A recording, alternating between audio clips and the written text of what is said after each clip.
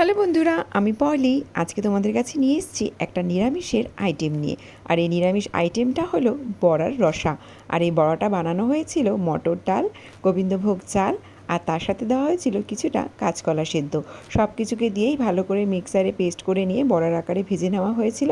আর এই বড়াটা শুধুই খেতে কিন্তু বেশ ভালো লাগছিল, বেশ মুচমুচে হয়েছিল। বড়া করা হয়ে যাওয়ার পর এবার যেরকমভাবে আমরা নিরামিষ রসা বানাই, ওই জিরে, ধনে, লঙ্কা, হলুদ সবটা দিয়েই এরকমভাবে কষিয়ে নেওয়া হচ্ছিল প্রথমে তেলের মধ্যে। আর তেলের মধ্যে গুঁড়ো মশলা দিলে পরেই আগেই শাশুড়িমা বলে একটু জল দিয়ে নিতে, যাতে মশলাগুলো পুড়ে না যায়। তো এই যে দেখো তেল ছেড়ে এসেছে। তো এর মধ্যেই এবার দিয়ে দেব জলটা। আর জল দিয়ে তার মধ্যে মিশিয়ে নিয়েছিলাম আলু। আলু ছাড়া তো তরকারি খুবই ফাঁকা ফাঁকা লাগে।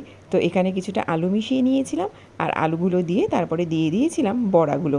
বড়াটা দিয়ে বেশ কিছুক্ষণ একটু নাড়াচাড়া করে গ্যাসটা কিন্তু অফ করে দিয়ে বড়াগুলোকে আলাদা করে নামিয়ে রাখবে।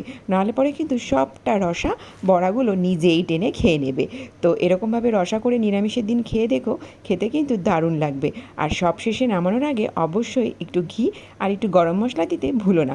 ভিডিওটা কেমন লাগলো অবশ্যই জানিও। আর আমাকে ভালোবেসে আমার পাশে থেকে আমার ভিডিওগুলোতে লাইক কমেন্ট করতে ভুলো না। আজকের মতন এটুকুই। অনেক অনেক ভালোবাসা। সবাই ভালো থেকো, সুস্থ থেকো, আর সব সময় আমার পাশে থেকো।